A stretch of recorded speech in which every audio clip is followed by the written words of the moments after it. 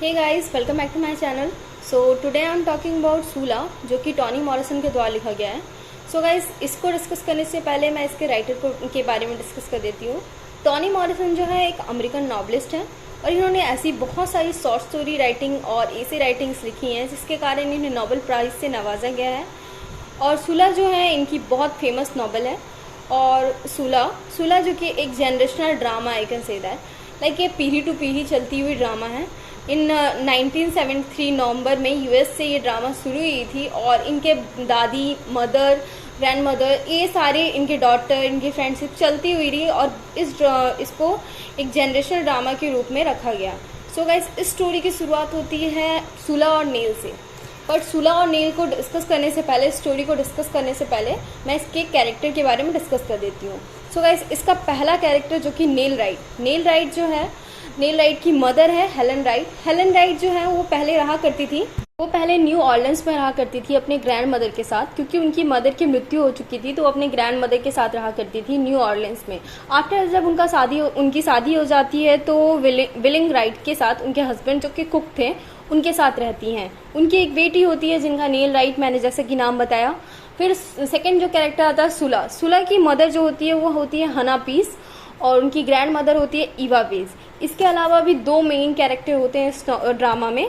पहला तो होता है सेड्रिक और दूसरा होता है चिकन लिटिल बिट। सो ये दोनों बहुत मेन कैरेक्टर, आपको याद रखना बहुत ज़रूरी है। सो जैसा कि मैंने बताया ये बहुत लॉन्ग टर्म स्टोरी है, तो स्टोरी की शुरुआत 1990 से होती है और 1965 में स्टोरी की एंडिंग होती है। सो इस स्टोरी की शुरुआत होती है बॉटम से। बॉटम में जहाँ के नील रहा करती थी, नील अपनी मदर के साथ रहती थी, हेलन राइट के साथ। और एक दिन वो दोनों प्लान बनाते हैं कि वो दोनों न्यू ऑर्लिन्स जाएंगे, जस्ट बिकॉज उसकी ग्रैंड मदर जो कि नील की ग्रैंड मदर थी वो बहुत ही ज़्यादा बीमार थी। पर वो दोनों जब तक वहाँ पहुँचती हैं न्यू ऑर्लिन्स, तब तक उसकी ग्रैंड मदर की मृत्यु हो चुकी होती है। तो फिर वो दोनों वहीं पे रहने का थोड़ा दिन समय बिताते हैं। तभी नील की दोस्ती सूला से होती है और वो दोनों बहुत अच्छे दोस्त बन जाते हैं। जब वो दोनों 12 साल के हो जाते हैं तो वो दोनों प्लान करते हैं कि कहीं घूमने जाया जाए। तो वो दोनों एक लेक पे जाते हैं जहाँ पे वो एक छोटे बच्चे से मिलते हैं, लाइक उन्हीं के एज का उम्र का वो लड़का होता है, चिकन लिटिल बिट।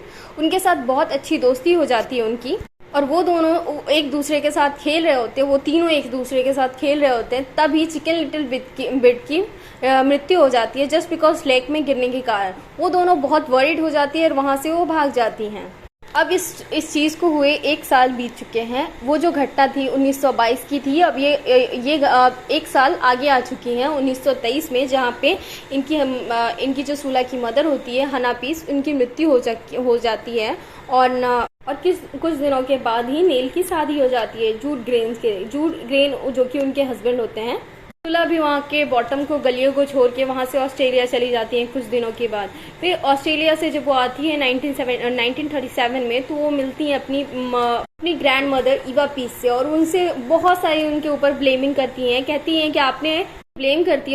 कि आपने just because of insurance policy के कारण अपना पैर कटवा लिया और आपको इंश्योरेंस पॉलिसी चाहिए था, इसलिए आपने ये सारी चीज़ें की। तभी वो नील से मिलती है और तब नील से उसे पता चलता है कि उसकी जो मैरिड लाइफ है वो उतनी अच्छी चल नहीं रही होती है और वो अपने मैरिड लाइफ से बिल्कुल खुश नहीं होती है। तो सूला वो वहाँ से मिलती है और वहाँ से वो चली जाती हैं।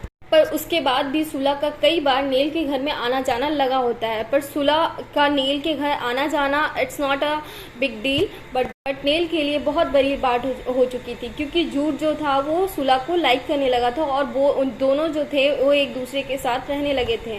तभी उस दोनों जब ये सारी चीज़ें होने के बाद और देखने के बाद नील वहाँ से चली जाती है और उसे बर्दाश्त नहीं होता है कि उसकी खुद की फ्रेंड ने उसके साथ ऐसा किया। और उसके बाद लोग जो हैं, लाइक वहाँ के जो पीपल थे, वो सूला को बहुत ज़्यादा हेट करने लगते हैं। वो कहते हैं कि तुम बहुत बेकार हो, बहुत ख़राब हो, तुमने अपने खुद के फ्रेंड के हस्बैंड के साथ रिलेशंस बनाया, तुम बहुत ही ख़राब हो, तुम्हारा नेचर बिल्कुल अच्छा नहीं है। इस चीज़ को हुए 10 साल हो चुके थे और उसके बाद नील फिर से आती हैं सूला के पास 10 साल के बाद। वो पूछती हैं कि तुमने ऐसा क्यों किया मेरे साथ। तो सूला कहती है कि ये मेरा ह्यूमन राइट है, मैं कुछ भी करूँ, ये मेरी ज़िंदगी है, मैं किसी के साथ भी रहूँ। सारी बातें होने के बाद नील वहाँ से चली जाती है और कुछ दिनों के बाद नील को ये पता चलता है कि सूला की मृत्यु हो चुकी है और अब नहीं रही, जिसके कारण नील बहुत दुख होता है उसे कि सबसे अच्छी बेस्ट फ्रेंड चली गई, बट वो थोड़ी सी नाराज भी रहती है उससे। सुलह की मृत्यु के बाद जैन 1941 में बॉटम की गलियों में एक नेशनल सुसाइड डे के नाम से एक बीमारी आई, जिसके प्रोटेस्ट में सैड्रिक जो है गलियों में उतरा और बहुत सारे लोग इसके प्रोटेस्ट में शामिल हुए और नेशनल सुसाइड डे को हटाने के लिए उन्होंने बहुत सारी कोशिशें की। जिस नेशनल सुसाइड डे में बहुत से बॉटम के लोगों की मृत्यु हो चुकी थी just because of black community के वहाँ लैकनेस बहुत था। वहाँ पे ब्लैक कम्युनिटी के लोगों को उतना प्रेज उतना सराहा नहीं जाता था, उन्हें उतना आगे नहीं रखा जाता था। ये सारी चीज़ें होने के बाद नेल ईवा पीस से मिलती है, जो कि सुलह की ग्रैंड मदर होती है। सुलह पीस जब वो ईवा पीस से मिलती है नेल, तो उन्हें वापस जो उन्हें रख दी ने उन्हें आश्रम में रख दिया था, वहाँ से उन्होंने उससे निकाला, नेल ने निकाला और तभी वो दोनों बात कर रहे होते हैं। तभी ईवा पूछती है उससे कि नेल से कि तुमने चिकन लिटिल बिट को क्यों मारा, तो वो कहती है कि नहीं, मैंने उसे नहीं मारा, वो तो खुद ही फिसल के गिर चुका था। और एट द एंड जब वो दोनों बात कर रहे होते हैं तो वो देखते हैं कि शमशान घाट में पूरी पीस फैमिली की लाशें पड़ी हुई हैं और वो दोनों ही सिर्फ बच चुकी हैं और उन्हें बहुत अफसोस होता है। और इस कहानी की एंडिंग